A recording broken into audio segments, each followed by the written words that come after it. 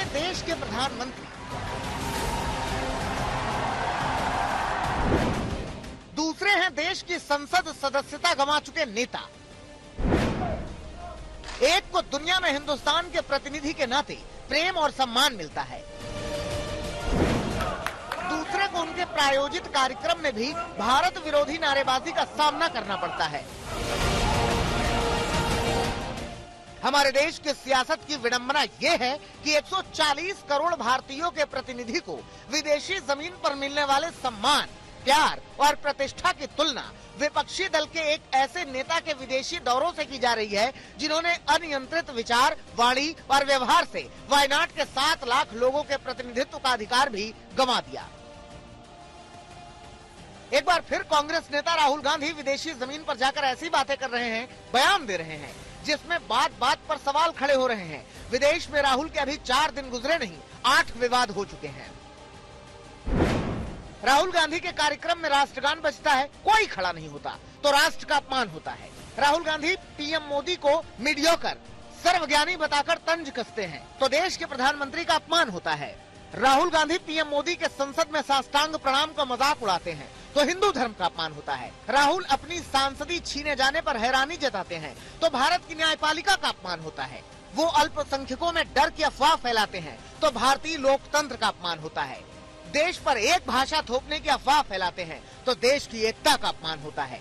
यहाँ तक कि अपनी भारत यात्रा को सिख गुरु की उदासियों से तुलना कर देते हैं तो सिख गुरु की बेअदबी होती है। बड़ी मैनू आप नूं एक शर्म आ रही है तो मैं शर्मिंदा इस गल ते कि गुरु नानक देव जी महाराज दी गल नूं मैं राहुल दे नाल जोड़ां, पर क्योंकि जदों कोई इस तरह के मंदबुद्धि लोग जिहड़े आ इस तरह की गल करदे आ ते संगत दे विच जाना साडे लई जरूरी बन जाता है।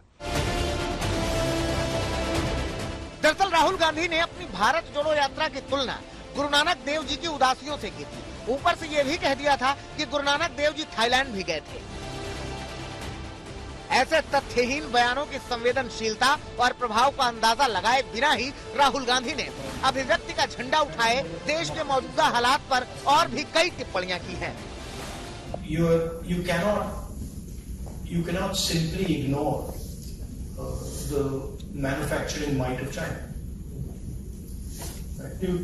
Right? You have to compete with them. It's not. I don't think it's an option. Rahul Gandhi ji, आज आपके सारे नफरत के बाजार के झूठ को जीडीपी की दरों ने अपने आप में रिजेक्ट किया है। दरअसल पिछले 2 दिनों में राहुल गांधी ने प्रधानमंत्री पर हमला करते करते देश की लोकतांत्रिक व्यवस्था से लेकर न्यायपालिका तक, संसद से लेकर सरकार तक तमाम सवाल उठा दिए हैं। अब तो उन्होंने भाषा पर भेदभाव वाला सवाल भी उठा दिया है। I don't think one state should impose itself on another state. I don't think one language should be imposed on the people of India. विदेश में जाकर राष्ट्र को अपमानित करने का कोई कदम मौका नहीं छोड़ते। हालांकि कांग्रेस पार्टी राहुल गांधी के हर एक लफ्ज के साथ मजबूती से खड़ी है। यहाँ तक कि अब तो कांग्रेस के सहयोगी दल भी विदेशों में राहुल की बैटिंग के मुरीद हुए जा रहे हैं। राहुल गांधी बहुत बड़े, मैं उनका भाषण सुन रहा था, फॉर्म में है जैसे एक जमाने में सचिन तेंदुलकर था फॉर्म, या विराट कोहली था।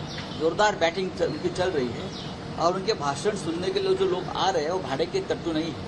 वैसे अभी 4 ही दिन गुजरे हैं, राहुल गांधी 6 दिन और विदेश में गुजारने वाले हैं। इस दौरान राहुल और क्या क्या कहते हैं उस पर देश में सियासी बहस की काफी गुंजाइश अभी बाकी नजर आ रही है। आज तक ब्यूरो।